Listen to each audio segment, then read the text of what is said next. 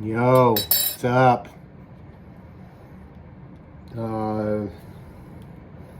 Calling this ice cream Chronicles. This is gonna get like the Ben & Jerry's, not the peanut butter half baked, but the other one. I don't know. It's like fucking peanut butter apocalypse or something like that. But you know what? Haagen-Dazs. It's never done me wrong. So there you go. Peanut butter, chocolate. This one's for you, Ginger. Oh, hitting something hard in there. It's so hard.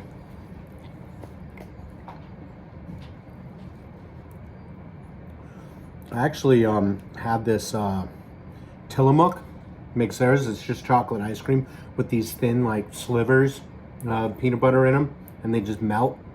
It's so good. It's like shaved peanut butter. This has got kind of chunks in it.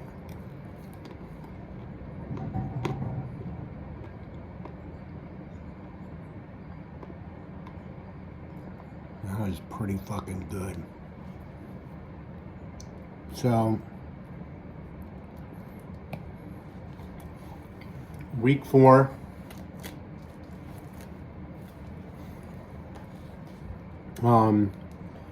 Shoulder surgery recovery. Today was first day back in the gym. I don't want to run on the treadmill, but I did like incline for an hour. Decent speed, big incline. Got a good sweat going.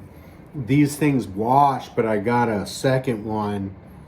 I found a second one on eBay so that I can, I mean, I'll still wash. Well, I'll still wash the like older one, but it's just got these pillows, and I don't know, like they've got like these covers on them that you can wash, but I'm not trying to wear the one that I work out with every day, so.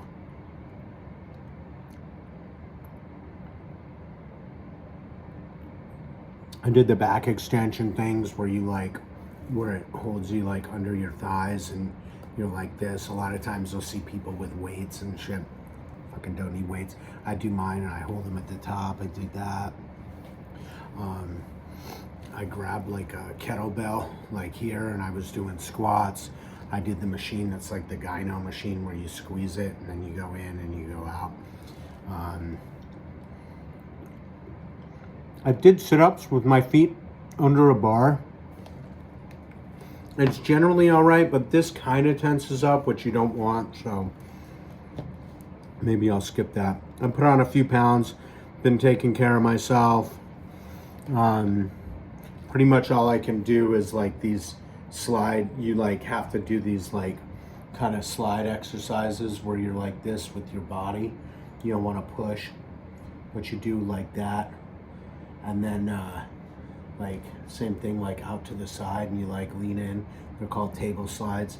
And then you do this thing where you like dangle and you move your body, and it's called pendulums, and your arm just kind of dangles and follows your body. Again, you don't want to be like going like this. You don't want to be doing that. You got to like move your body and then it moves the arm, whatever. So I don't know. I could have probably started going back to the gym last week. Last week I had some, week 1, the pain was stupid. Week 2 was stupid. Week 3 was noticeably better, but this 4th week, a lot less pain. I had gotten a pain pill prescription for the 2nd week. First week was every 6 hours for 7 days. You take a pill. And then I got another prescription and I committed to every 8 hours. And then after a few days, I went to like every 12 hours. And so I got off them with some pain pills left. Those will go in the emergency stash.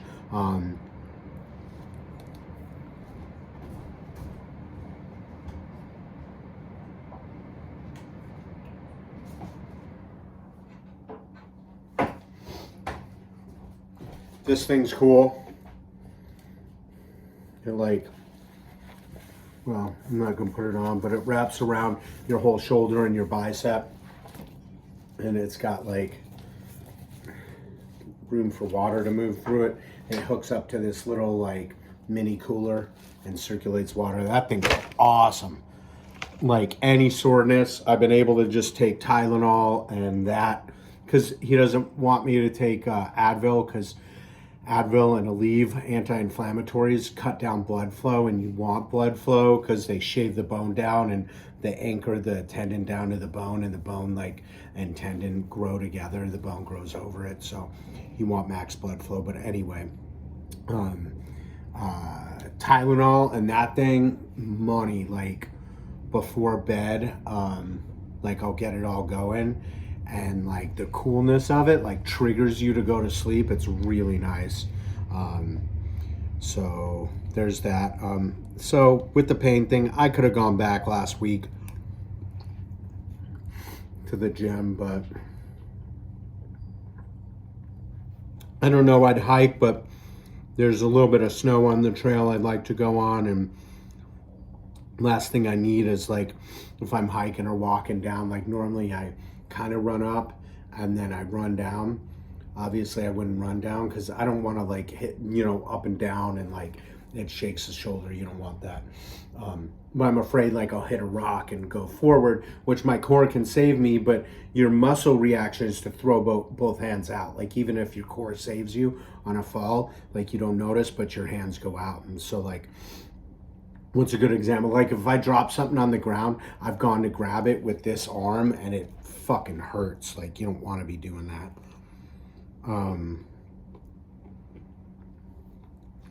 Gonna be a really long recovery.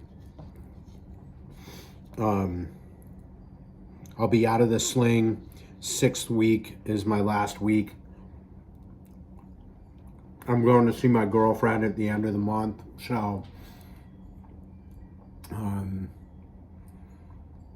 yeah, I'm gonna bring it on the plane.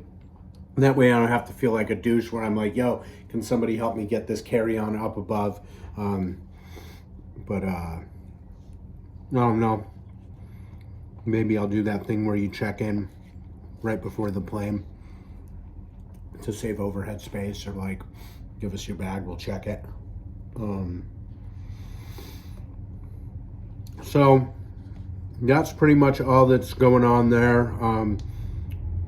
Yeah, recovery is going to take, I'll be back to work at 8 weeks.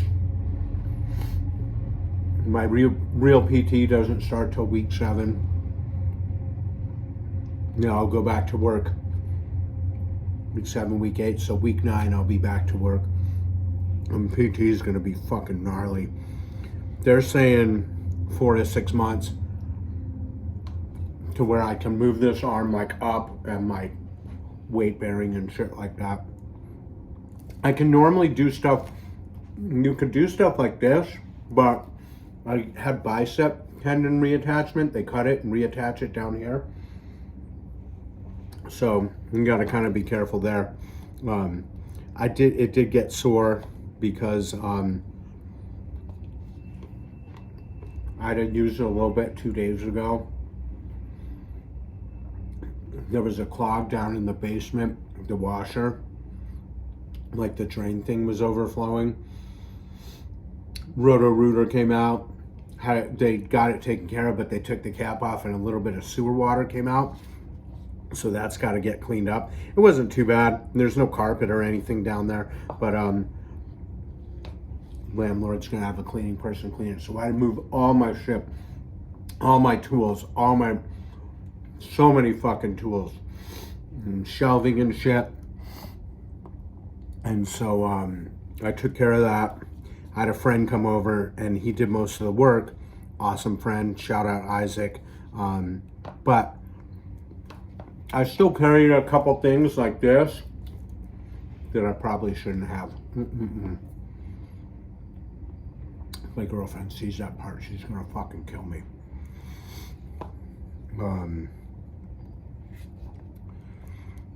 Yeah, I guess that's about it. Nothing else doing. Been cooking a lot. making cool shit, treating myself.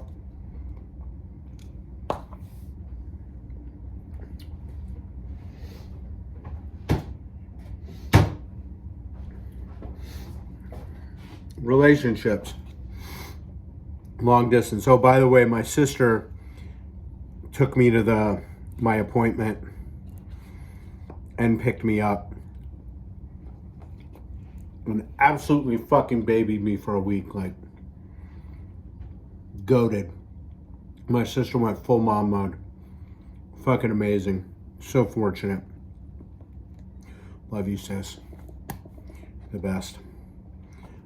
So, long distance. Chunk of peanut butter.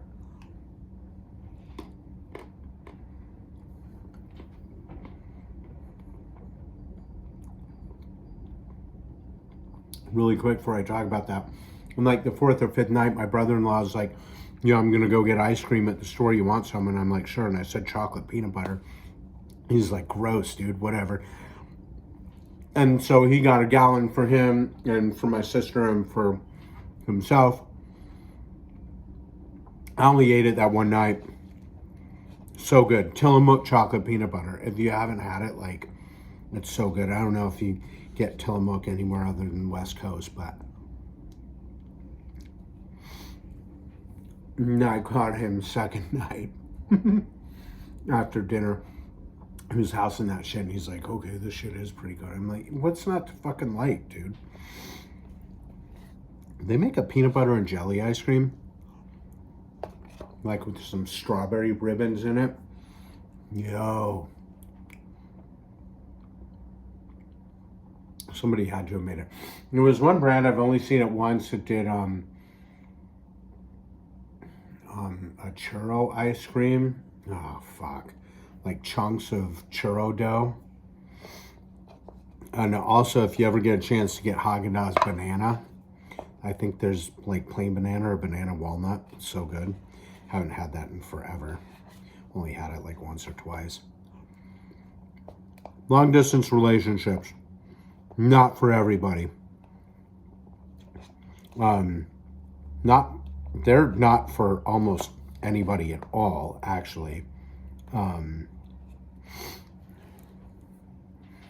me and my girlfriend, it works, right? It's tough. She's amazing. Like, I don't think I'm the most anxious attachment, neither is she, but we're a little bit anxious. Like, when you're long distance, it's just kind of natural. And so you need, like, reassurance and reinforcement, and she does it. Like,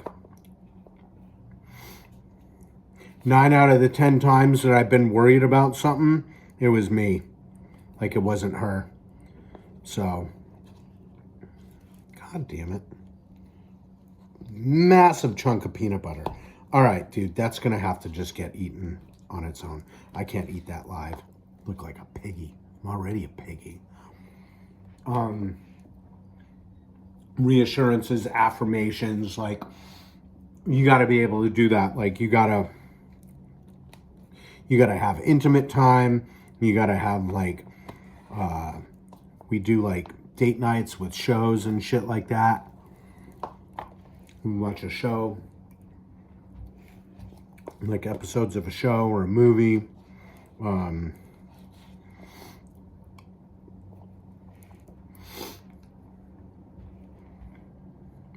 You just got to you run it kind of like a normal relationship. Like, you have to, like, spend a little bit of time together every day, at least a little bit, you know?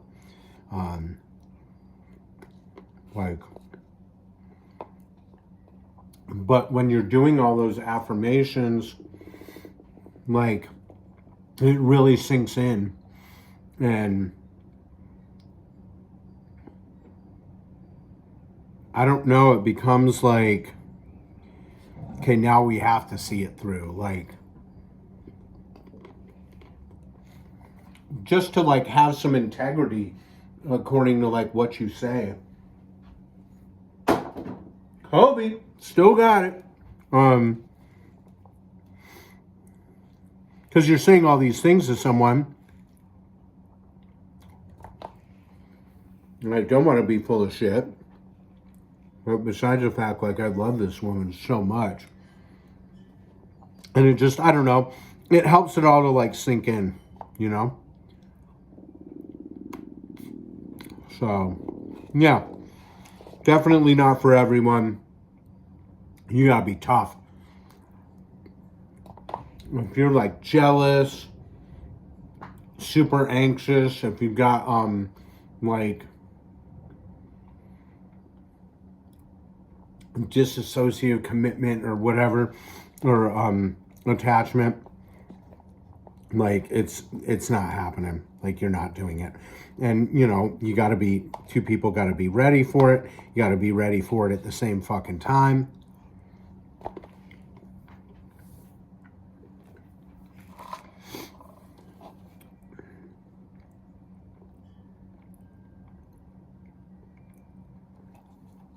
Timing's everything.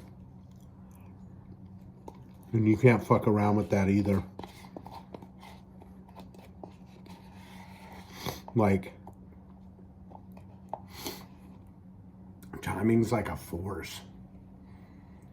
I know that sounds kind of like weak to say, but yeah, you just can't force timing. Anybody that's been through the ringer knows you can't force timing. Like, it's either going to work or it's not going to work. We were both in the right place at the right time. Although, I don't know. I believe that I would have seen her and met her at any point in time and I would have been good to go.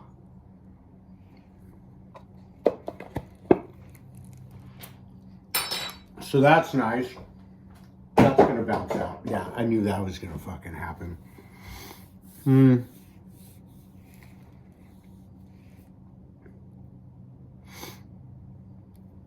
Yeah, we're going to get a little we got a little Airbnb already. Cool little house. Gonna be fun.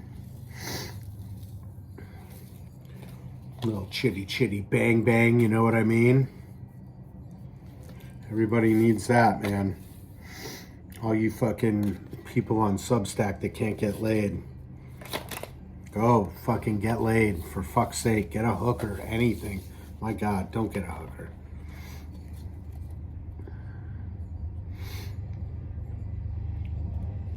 Hopefully you're open to finding something good. Sex for the sake of sex sucks ass.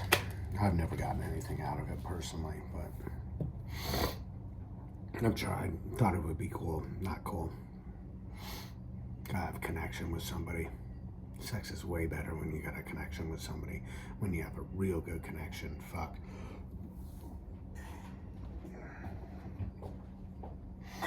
Sex that I have with my girlfriend now, best shit I've ever had. I'm telling you, man. With the right person.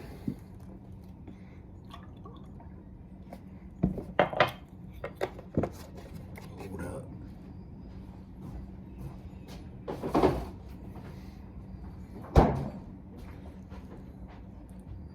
Milk.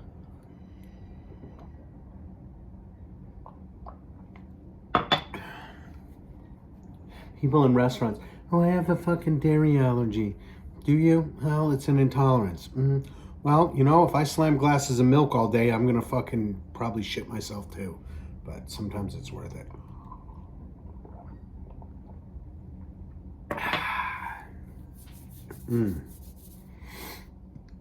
There are people who come into the restaurant, they order milk like grown-ass adults.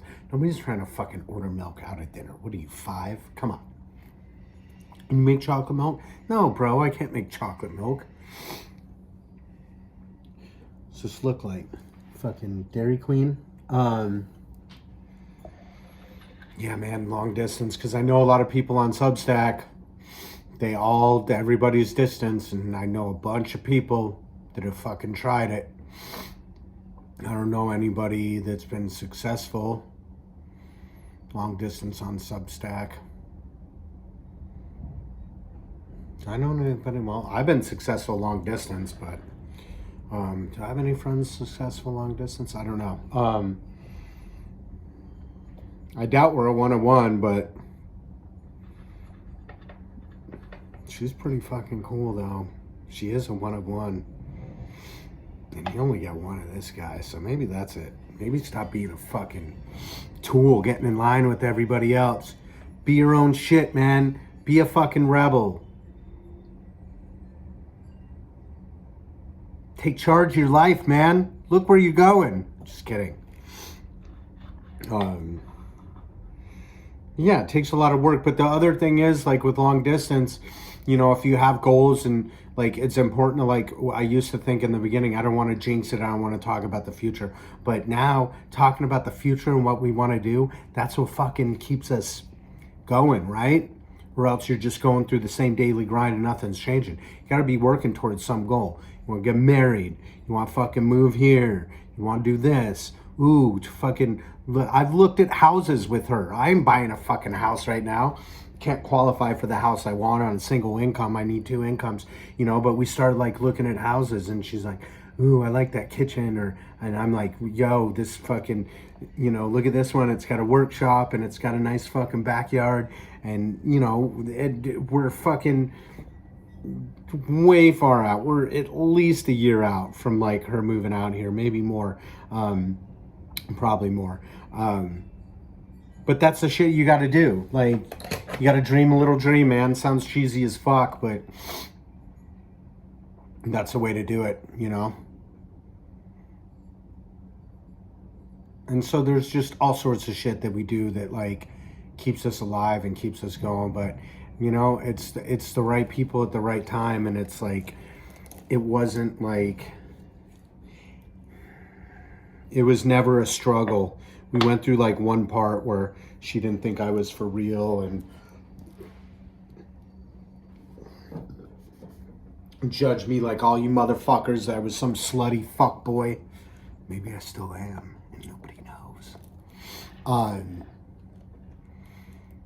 You know, she loved me, but she didn't like know if I was for real. She's like, man, how is this guy like into me like this? She thinks the world of me, way more than I deserve. But you know, it took her a while, but man, I went hard.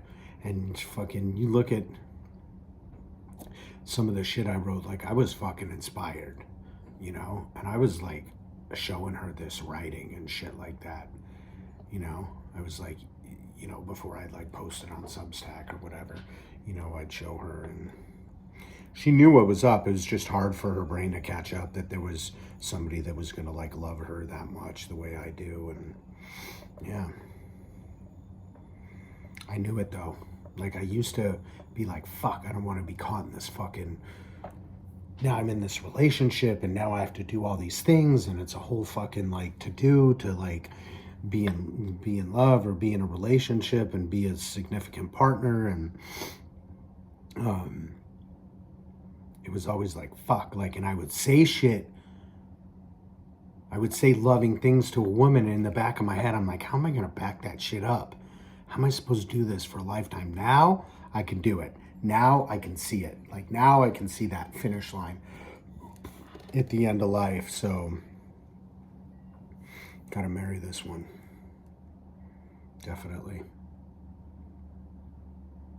So yeah, you gotta fucking, you know, you gotta be able to like see yourself at the like different stages and be like, yo, it's gonna be tough, but I can hold up my end of the bargain. Like, you gotta be able to hold up your end of the bargain. And if you have doubt, try and work it out with them. Try and say, hey, I'm scared of this, I'm scared of that. But if you can't work it out, probably should get the fuck out. You're probably in the wrong relationship. Like, if you can't see yourself growing old with somebody, you got one foot in the door, you should probably get the fuck out. You know, again, unless you can be totally open and tell them, and you know, they can approach it without thinking the relationship's gonna fucking tank, or what do you call it, without the like sense of doom. I've had to like learn how to do that now. Like, we've had a few fights and I've finally learned to not be like, okay, she's just telling me she doesn't like this. This doesn't mean it's the end of the relationship. Far from it. this is how you grow. This is how you fucking learn about each other. And sometimes those growing pains are tough, whatever. But it doesn't mean fucking like, oh, the relationship's over. Because then the next time something comes up, you're not going to say anything because you're going to be like, fuck, if I bring this up, this might be a deal breaker. No, dude, just bring it up. And if you bring up some shit that, you know, you're not comfortable with and it's reasonable and the other person is like, yo, fuck that, that's crossed my boundary and we're breaking up. All right, fuck it. Get the fuck out of here, right? And you're saving yourself years of time because saving yourself years of time instead of like holding stuff in and not saying anything and it blows up anyway over some shit down the road. So like, be yourself, speak your mind, be reasonable, regulate your emotions, but speak your shit, stand on firm ground, let people know that you do have boundaries. And it's okay to have boundaries. Like, it's okay to say this is too much for me. And maybe it is being a little, maybe that boundary is got a little bit unreasonable, but that can be worked on. What can't be worked on is if nobody knows about it, right? So like, state the fucking boundary. Just state it. But you can be like, I feel like maybe I should be a little bit more forgiving of you in this department. This is just the way I am right now. And they'll be accepting and you can talk about it and you can fucking like kind of start to evolve your, your limitations and your boundaries. What works for you, what doesn't. But anyway, that's almost 30 minutes of me just flapping my fucking gums into the camera. So thanks for watching. Nothing else doing. TV shows, Foundation, watch it. Rooster, mid. We'll see how it goes. I'm not that impressed with it. DTF St. Louis, great fucking show. I'm watching Dark Wind or Dark Times or something. Basically season 2 of Terminal List, which was a really good book about a Navy SEAL played by Chris Pratt. Terminal List, the first show. So this is with Taylor Kitsch and Pratt's in it. It's really fucking good. It's on Prime. Prime's coming fucking hard right now with some cool shows. Thackham Hall, really fucking funny. British humor, but it's good humor. That show's really good.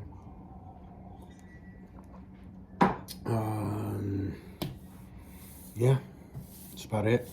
So, talk to you guys soon. See you online. Love you all.